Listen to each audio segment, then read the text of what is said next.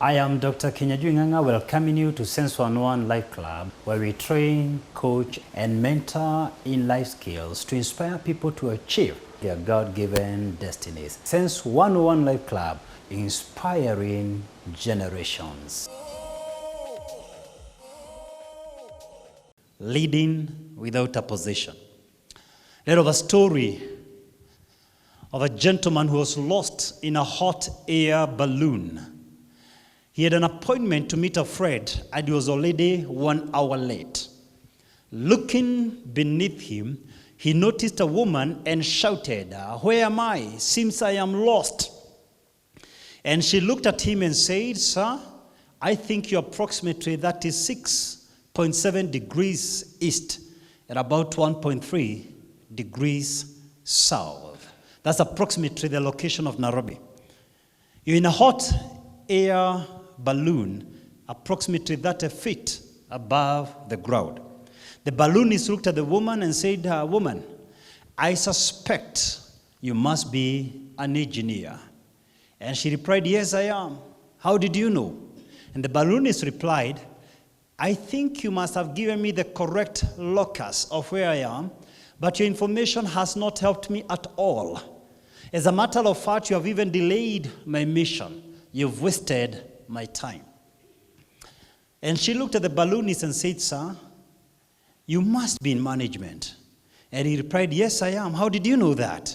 "Oh man, you've risen so high through a large quantity of hot air.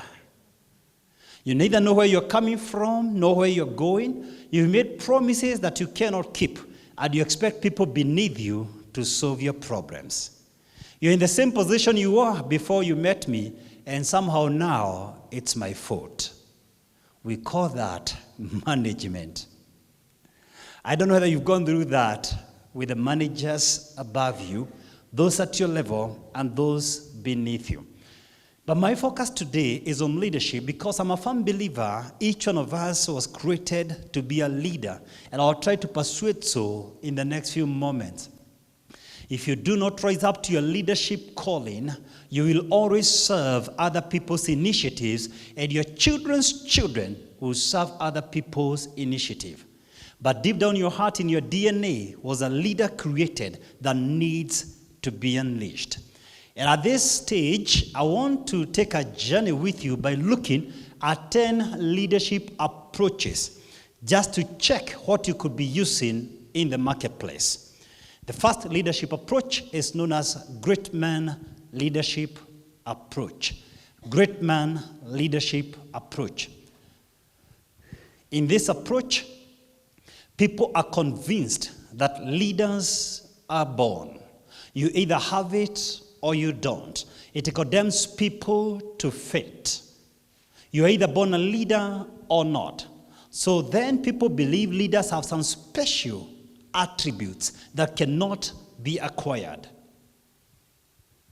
And the challenge with this leadership approach, then people who come from this school of thought never attempt to develop other leaders. And if you come from that school of thought, I want to suggest to you today, leadership is not what you leave behind, but who you leave behind. I've seen great men larger than life, and the moment they die, their own children destroy their inheritance because no one else could have done it.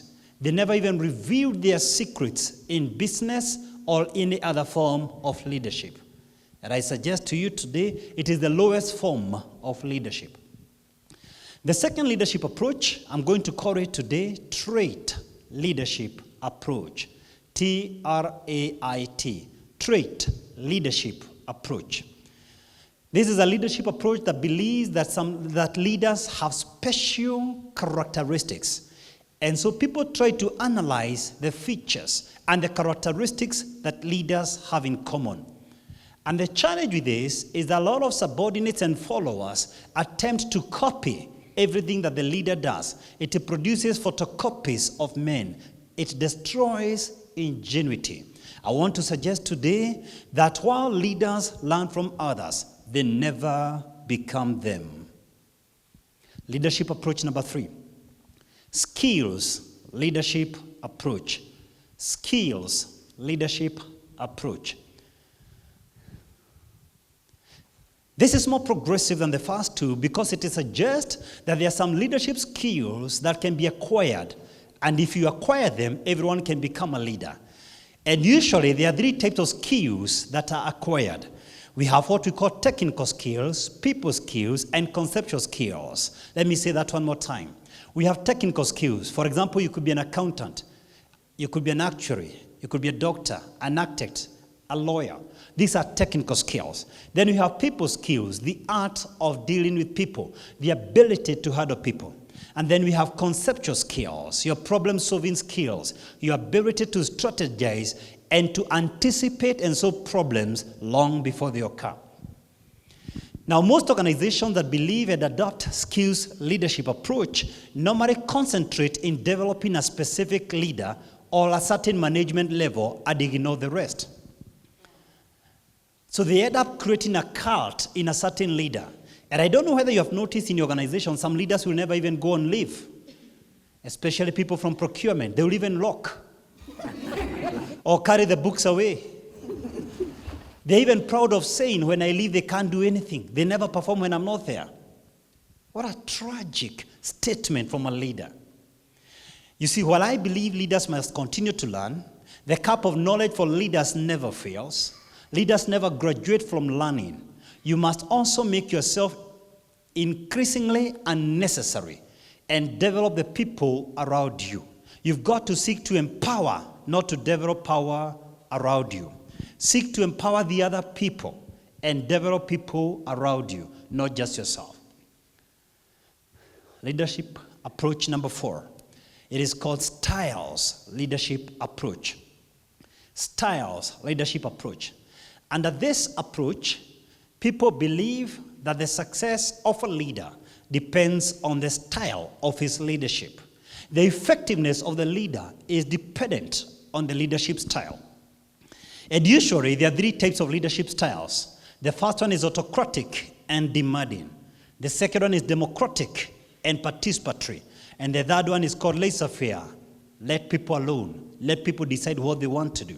And sometimes each of these styles work depending on who you're guiding. If he's a new employee in the organization, you'll find yourself more autocratic and giving orders. If it is people at your level, you'll find yourself more becoming participatory or what I'm calling democratic. And if people have self-motivation, you will leave them to determine the course. You let them alone because they know what to do. But you can't do that to interns. They need to be shown the direction. Now, the challenge with this approach, it makes followers continue comparing leaders depending on their leadership approach, ignoring various dynamics like the leader's IQ, EQ, temperaments, or even the role of the followers. And usually managers who apply this leadership approach, they want to defend their positions. They are position conscious. So while managers focus on the next position, leaders focus on the next generation. Leaders focus on developing the next generation.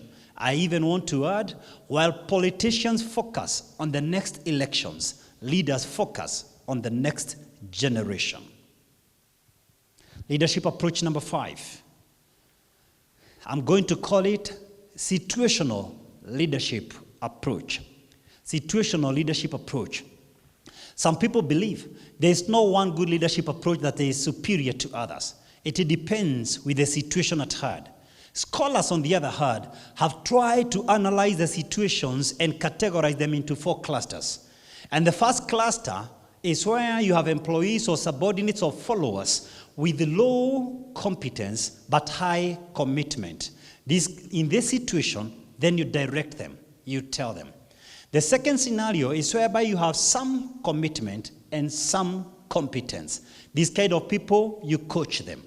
The third situation is whereby you have some commitment, but high competence. These people, you involve them, you make them participate.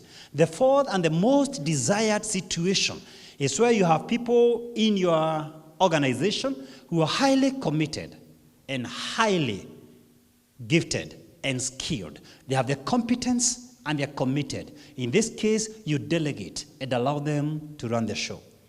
But there's a challenge with this approach.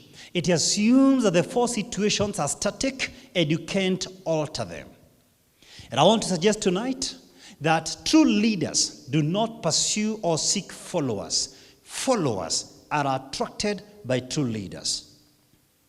In other words, you don't pursue success. Success pursues you. People can see whether you've got it and they will follow you. Leadership approach number 6. Contingency leadership approach. Contingency leadership approach. This is a theory that suggests that literally it is not about the leader, but the organizational context. So the success of the leader is a factor of the organizational environment. So under this theory, you try to change the leader or to change the leader. I know you're lost. Now you're in pretense. You're pretending to understand. Can I repeat? You either change the leader or change the leader. The first change is to swap or to substitute.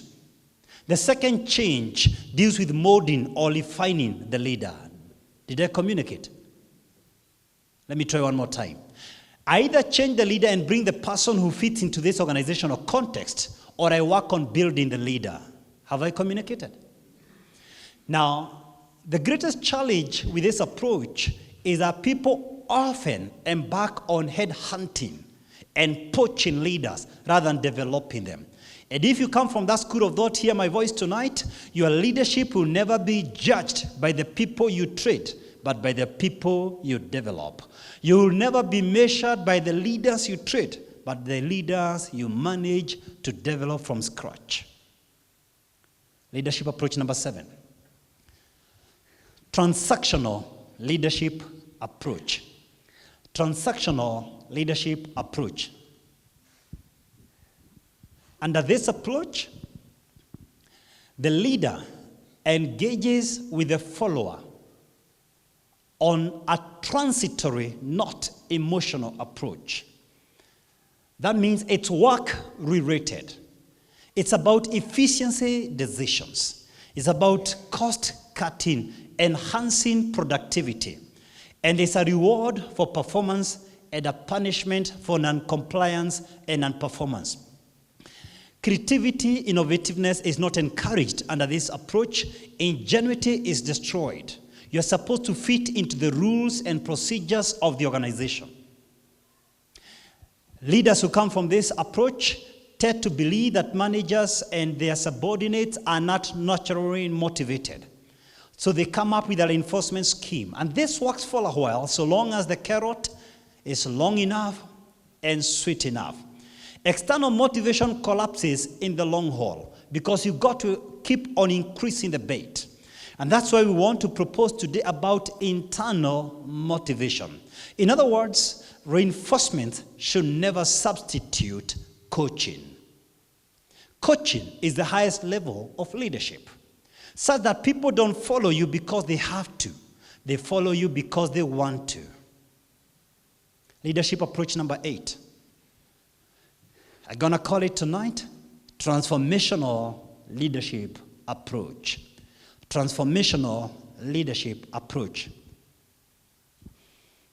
Now, you will understand that this is a high-ed leadership approach. This is a leader who is looking at life from a situation whereby we can mutually benefit each other with my followers and carry each other to higher levels of morality and motivation. A transformational leader is a secure leader who recognizes he has a shelf life, who recognizes the organization is an idea that will outlive him. So he tries to buy into commitment rather than work through incentives. So the leader pours into these people and sells the organizational vision. So they buy the vision of the organization rather than following incentives. So this is a leader who does not go for threats or rewards. He sells the idea that the organization is bigger than any of us. Leadership approach number 9. Member exchange leadership approach. Member exchange leadership approach. Under this approach, the leader tries to get an in-group, a small group of trusted assistants, lieutenants, and advisors next to him. He spends his time mentoring in a small class of people who in turn develop the rest.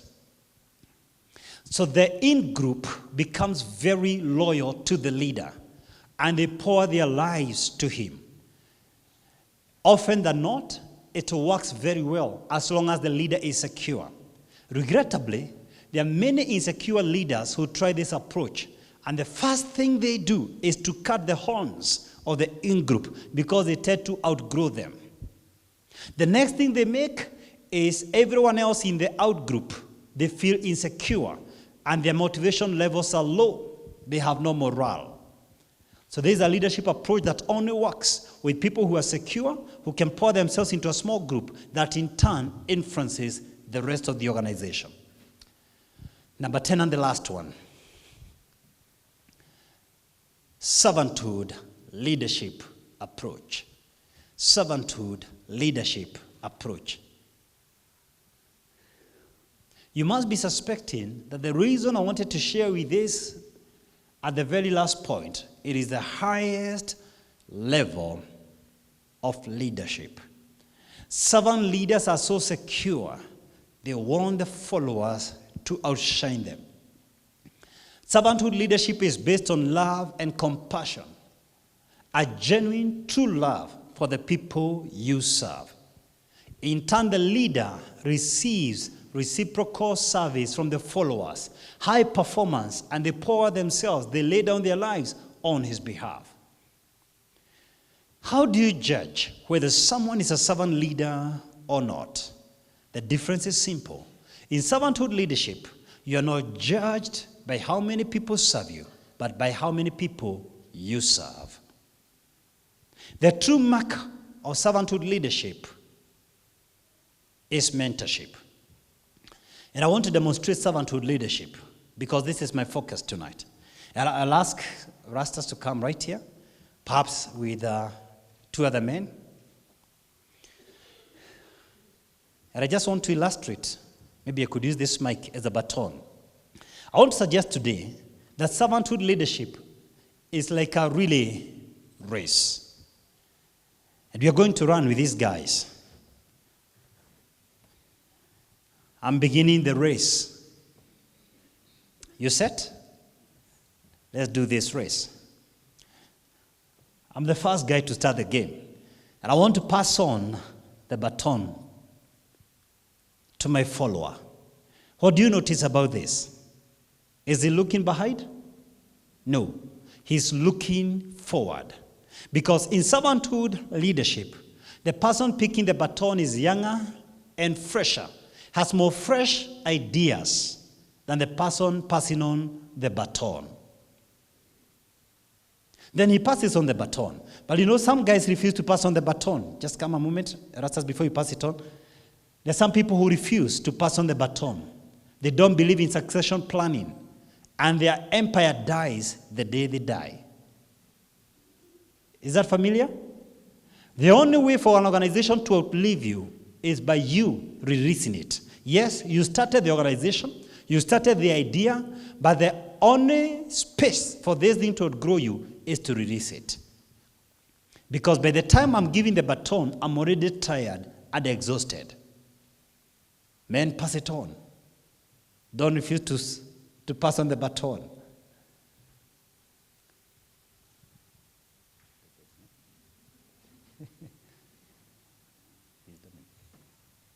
Dominic, he's the last one. And I hope you're the youngest of the 4. Let me ask you a question. Who won the game? That's the difference. Because when you're sprinting, there's one winner. It's a winner take it all. The stakes are high. In a relay race, everyone wins the race. No one takes the glory home. That's why you find in sprinting, usually there are a lot of times there are false starts because the athletes are nervous. But people are relaxed in a relay race because it's not about me, it's about the team. Thank you very much. Have I communicated? Thank you. It's about the team.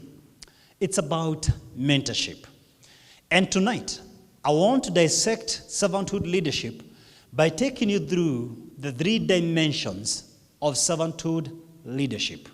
The 3 dimensions of servanthood leadership. And I sense in my spirit, there's a revolutionary who's been sitting on his gift. And as I share this message, this will upset your equilibrium. This message could be your tipping point. There could be someone listening to my voice tonight who after this message is going to release the leader she is, the leader he is, and disrupt an entire industry and redefine lifestyles. You see, it is not the strongest species that survive, but the most adaptive and responsive to change. We are in the information era, the knowledge age. Who is going to lead in the 21st century? Because anyone who is attempting to use the same practices, the bossy attitude we used in the past era is going to fail in this century and in this millennium. You see, in the jungle, I like watching movies, I like going to the bush about animals. And one of the things I've realized during the mating season, the weak males are eliminated or overpowered or kicked away so that they don't pass on weakness. Nature has a way of rejecting weakness. Yes, the weak freak and true leaders show up. I recognize none of us is indispensable, but it's also true some leaders are irreplaceable. They happen once in a lifetime. Could you be that irreplaceable leader who is going to change the paradigms in East Africa? If you're that person, I want to share with you the 3 dimensions of servanthood leadership. Dimension number 1, personal leadership. Personal leadership. This dimension suggests you can't lead others unless and until you learn how to lead yourself. Do not try to understand others before you understand yourself. If you do not know who you are, you don't know who to pick as a friend, which career to pursue, what choices to make, what values to embrace. At the personal leadership dimension, I want to share with you tonight some 3 C's. And I would like you, as much as you're writing on that piece of paper and book, and I can see you are all active writing, I'd like you to put the 3 C's I'm going to share with you right in your spirit. The first C about personal leadership, I'm going to call it today character. Character. To help us process my message, I'll pull an example of one of the best characters the world has ever known, Billy Graham. Since 12th of April 1945, when Harry S. Truman was inaugurated as the president of the U.S., every single other president of the U.S. made Billy Graham his pastor. President Harry S. Truman himself said concerning Billy's character that this man lives by the Sermon on the Mount. His successor, President Dwight Eisenhower, say that Billy is one of the best ambassadors America has ever had, although Billy himself says he's an ambassador of heaven. His successor, President John F. Kennedy, 4 days to his inauguration, invited Billy Graham at Palm Beach, where they spent an entire day praying for the nation together. His successor, President Lyndon Johnson, invited Billy Graham in excess of 20 times in the White House and several times in their family ranch. Every time Billy Graham would say, "Let us pray," the president would go on his knees in honor of God's name. The man who took after him, President Richard M. Nixon, said that he met Billy in the 1950s. In fact, when President Nixon was hit by the Watergate scandal, he didn't want Billy Graham to be tarred by the scandal, and he asked his staff not to allow Billy to come during that menace. Imagine a president trying to protect a preacher's character. The man who took after him, President Gerald Ford, he said that the visits of Billy Graham in the White House were get-together of old friends. They had no single political, economic, or other benefits. After that came President Jimmy Carter, and he said that they met together when he was governor of Georgia, and Billy visited him in the governor's mansion. And he said his character is beyond reproach, it's beyond suspicion. Afterwards came President Ronald Reagan, who met Billy 1 year after he married his wife Nancy. On the attempted assassination on the life of President Ronald Reagan, 30th of March, 1981, Billy flew to the White House to pray with and console Mrs. Nancy Reagan. After that came President George H. Bush. And Billy says that this is the president he found easiest to share spiritual matters with.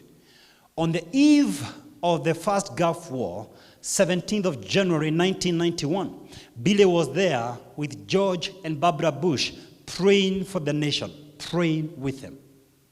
After that came President Bill Clinton, who met Billy Graham in Little Rock crusades when he was a little boy at the age of 12.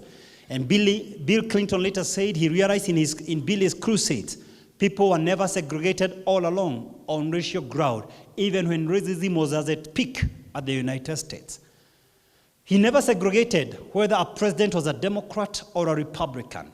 And for that cause, he decided to make him his personal pastor. After that came George W. Bush, who says that he met Billy Graham long before he was president in 1985 at Main Beach. That's about northeast of the U.S. And that was the turning point in his spiritual life. After him came the incumbent, President Barack Obama, who went a step further in April 2010 and visited an aging Billy Graham, who is currently 97 years of age. He visited him in his own Montreat home, North Carolina, prayed with him, and sought for spiritual guidance. If you are following what I was saying, I described all the U.S. presidents from 1945 to 2016, and all of them chose Billy Graham to be their pastor. At the meantime, some of our Kenyan pastors, when they go to State House, they go there looking for alms, begging for money. When shall men of character rise up? And you know, character is the ability to carry out a good resolution long after the emotion of the moment is past. Let me say that one more time. Character is the ability to carry out a good resolution long after the emotion at which that decision was made is past. You see, while motivation gets us going, character keeps us going. You see, your reputation is fragile. It's reconstructing a building. It will take you many years to put up a building, but just a few minutes to utterly ruin it. Guard your reputation with your life. But while reputation is what others think about you, character is who you truly are. Character is what you do when you think no one is watching you. You see, the force of character is cumulative. Character is the composite of our daily habits. Because they are consistent unconscious patterns. They daily express our character. Let me suggest tonight, while men of genius are admired, men of wealth are envied, men of power are feared, only men of character are trusted. While beauty catches the eye, character catches the heart. Attention without preparation leads to self-destruction. Has your gift taken you to places where your character cannot keep you? I've seen celebs, especially in the music industry, the media industry, shine one day and the next moment they are totally ruined because they are not prepared to handle the glory. You see, while your gifts will take you to the public limelight, your character will anchor your foundation. Your character will be your check and balance. You see, talents are gifts, but character is not something given to us. It is something we deliberately develop, piecemeal, block by block. It is not a gift. It's a deliberate, conscious effort. You've got to plan to be a man or a woman of character. It is President Thomas Jefferson who prayed, "Oh God, grant us that our principal men will be men of principle." Character is what remains out of a man when all is said and done, because you never rise above your character. Are you a man or a woman of character? Do you have a price tag? Can you resist the highest bidder? The second C I want to share with you. Remember I said I want to share 3 C's at the personal leadership. Are you with me? The second C, I'm going to call it composure. Composure. On 15th of January, the year 2009, US Airways Airbus A320214 at exactly 3:27 p.m. left LaGuardia Airport, New York. About 3 minutes into the flight, it hit a flock of Canadian geese, causing both engines to lose power. The passengers heard a loud bang in the engines, then fumes from the exhaust, then total silence. 57-year-old Chesley Sullenberger, the captain commanding that aircraft, resorted to an emergency but safe landing or gliding of the plane into the Hudson River. And about 6 minutes later, the plane landed in the Hudson. The captain calmly opened the cockpit door and gave the evacuation order. And the crew went and guided the passengers how to evacuate the plane.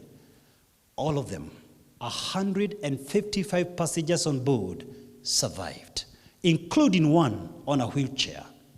2 of them required overnight hospitalization, but none of them sustained major injuries. Later on, they were interviewed, and this is what they said. What kept their sanity was the composure of the captain. The National Transportation Authority Board later awarded the entire crew what they call the Master's Medal of the Air Pilots and Air Navigators Guild. And then this is now a feat popularly known as the Miracle of the Hudson. Chances are high, many of you have heard or read about it. But I have thought about it later on. It had dawned on me how many lives we lose on our roads or living behind the wheel of life because a leader lost his composure. I want to suggest tonight, a leader must never lose their cool under pressure. In fact, leadership is your ability to handle challenges.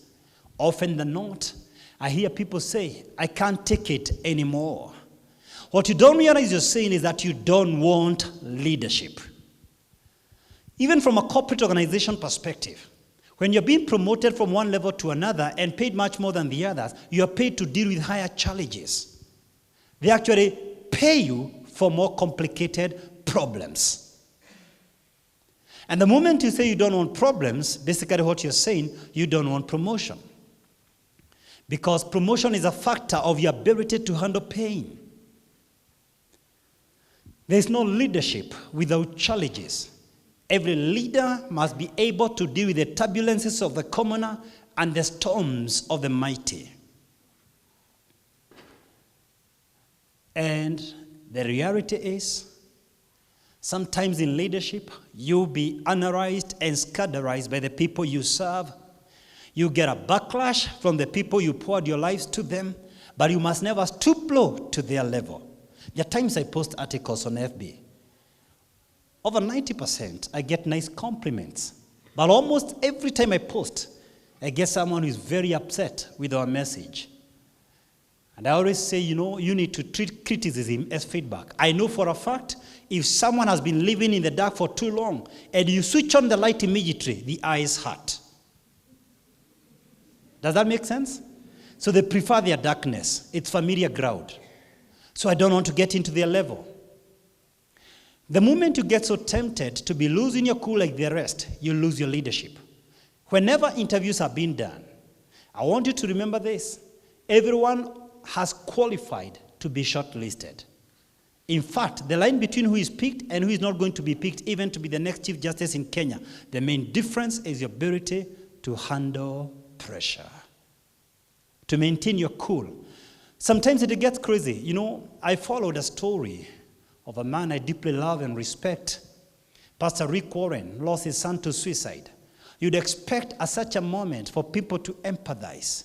You'd expect some degree of humanity. But all he got from social media is that, why didn't you teach your son what you teach us about composure? That's the public for you. Despite his divinity, the Lord Jesus suffered contempt, derision, disdain, mockery, and ridicule from mere mortals. When you go through such moments, consider him who endured such great contradiction. And never lose your cool. An isolated incident made Moses miss the promised land. An isolated incident made Nancy Baraza, our former Deputy Chief Justice, end her public life prematurely. You will be castigated by the public for the same sins they forgive the ordinary man. That's why you must maintain your cool. Sometimes you're going to launch projects that will miserably fail. But you must launch them anyhow, regardless of the mockery you'll get from the public. You must launch them anyhow. Not every project you're going to launch is going to succeed. The good news is success reveals your failures, and every failure is less painful. You see, unfortunately, some people don't have a chance not to fail. They have to analyze the situation until they're 100% sure they're going to succeed. And the truth is, they never start anything. Because every moment you start a major project, there's a probability it is going to succeed. That means there's an odd it's not going to succeed. But you've got to do it by faith. And that's leadership. The third thing I want to discuss with you about personal leadership is called commitment. Commitment.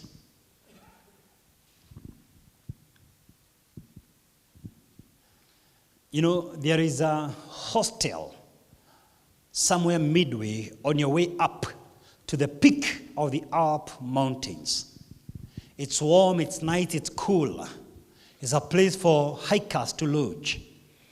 Now, the investors realized whenever the hikers took a moment to breathe some warm air, to sip some coffee, they get tempted to play piano and cards.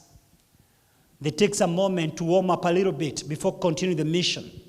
And they realize in excess of 60% of them never continue with a mission. What works are the hikers on their way down, trying to pass through the hostel and take the coffee. But those who try to pass by on their way up usually give up on the mission. You see, commitment is not a word. Commitment is an act. You are defined by your commitments. No one is naturally great. We are products of what we commit to. You are defined by your commitments. Commitments may build or destroy you, but either way, they will define you.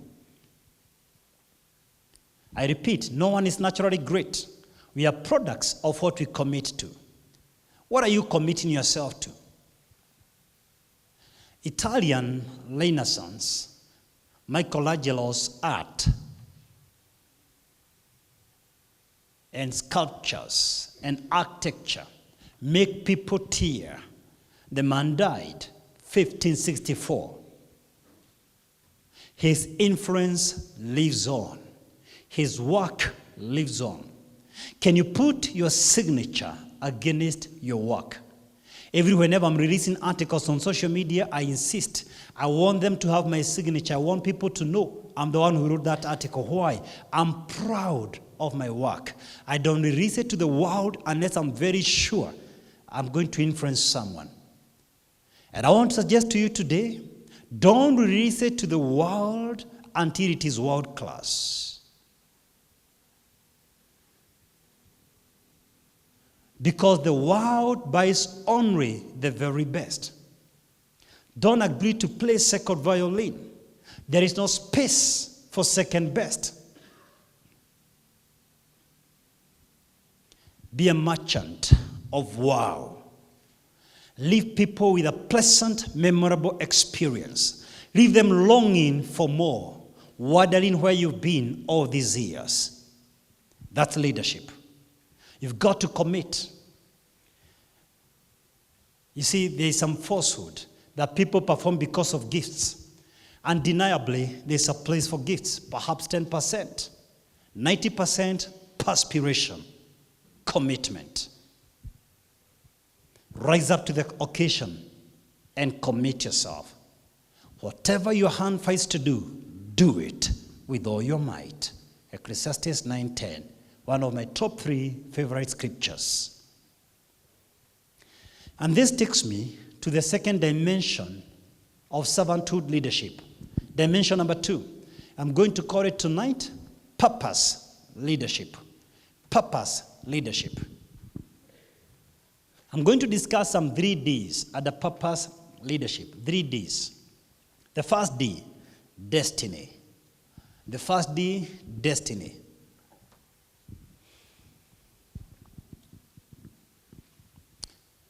There's a story written in a number of management books about some fellows who are working on a building project. A new supervisor was assigned there, but the guys who are working on the bricks did not know that he was their new supervisor. He went to the first worker and asked him a very simple question: what are you doing? And the first worker was disturbed by that question. He rudely spoke to the supervisor. What? Don't you have eyes? Can't you see I'm working on bricks at a scorching sun? The heat is intense, but it's required of me to complete my quota. A little bit discouraged, he decided to check whether this attitude is across board. So he went to the second worker and asked him the same question: what are you doing? And the second worker said, well, I'm working on some bricks. And the work is tedious. Sometimes there are blisters on my hands, but it pays my bills, helps me take my children to school. A little bit encouraged, he went to the third worker, asked the same question: what are you doing? Enthusiastically, with some oomph and stamina, that worker looked at the supervisor and said, hey, I'm building a cathedral. That's the difference a vision does. The ability to see your destiny, your end product, the big picture, your end result. You see, vision is the source of all human motivation, because when there is power in the future, there is faith in the present. And when there is faith in the future, there is power in the present. When you know where your end result will be, you get energized. Vision also attracts resources. So if you're broke, you have not communicated your vision clearly. People don't give people money. People invest in a vision. If you have a business idea and nobody wants to invest in you, I want to suggest there's a likelihood you have not articulated your vision very well. As a leader, you must be able to communicate your vision. It is President Mandela who once said, when I speak to a man in a language, he understands. It goes to his head. But if I speak to a man in his own language, it goes to his heart. Have you articulated your vision until someone else has bought it? Somewhere I read.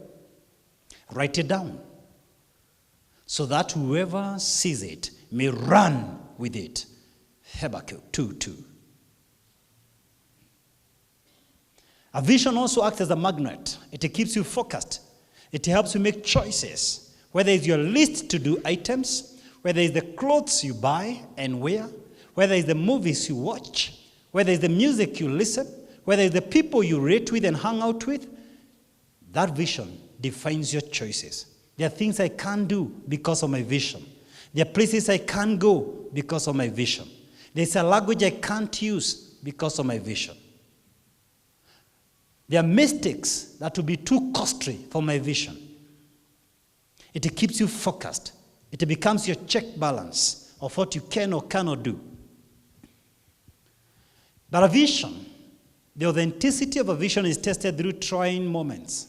It is tested during rough terrain. It is tested during tough times. That's when you quit. Last week I received a WhatsApp text from Dennis, and I didn't tell him, but I found something very interesting. He wrote to me. I don't know why he took too long to say that. Daktari, this thing is real. This thing is real. Then I said, oh God, is this the time he's realizing? But I was impressed because a vision must be tested for authenticity. I don't know what spoke to him or who spoke to him for him to come to that realization. But what it told me, and I never told him, is that everyone listening to me and watching me, they're actually testing the authenticity of the vision from a distance. And when they realize it's authentic, they come to where you are. Does that make sense? So don't be discouraged if people don't buy the vision so fast, because people buy your why. They don't buy the what, and they don't buy the how. We can make all the mistakes in the modus operandi, but as long as you're convinced about the why we are doing it, you buy the vision. The real question is, how far can you see? What can you see? Some people see nothing and then they begin to complain. You see, the Lord called Abraham and asked him to look up. And he told him, your greatness will be as much as you can see. Your sight will be a limiting factor. He told him to number the stars. I believe they are infinite. So I do not think God was literally telling Abraham to start counting 1 star, 2 stars. We are told one single galaxy, the Milky Way, has over 200 billion stars. How was Abraham going to count this when the equipment and the technology was so low? I think God was speaking about the inner eyes. If you look up Abraham, what can you see? Then he took him to Mount Horeb, the mountain of God, and asked him to look now at the horizons, the horizontal dimension. How far can you see? Your lad will be as far as your sight. There are people here who see themselves leading a kiosk. And thank God is going to give you that kiosk. But there's someone listening to me here who is waiting for SGR to be completed because he's able to see himself buying a train. Amen. What can you see? We have a conversation in Sense 1 Life Club. I realize we have a number of our new friends. We call it the tree conversation. For their sake, I'm going to get into this for just a few moments. So I request every one of you, for the benefit of our new friends, look at me, each one of you. Can you see me? Now, we're in the world of imagination, and I want you to assume I'm holding an axe and I want to cut down a tree. I'm holding an axe. I sharpen my axe and I swing towards the tree. I hit the tree once, 2, 3, 4, 5. I keep the axe down. Today is Friday. Tomorrow is Saturday. I pick the same axe, same tree, same spot. I swing my axe. 1, 2, 3, 4, 5. I keep the axe down. I repeat on Sunday. I repeat on Monday. Same tree, same spot. I sharpen my axe. I repeat on Wednesday. On Thursday. I'm not going to swing 15 times. I'm not going to swing 100 times. I'm only going to swing 5 times. I continue next week, but 2.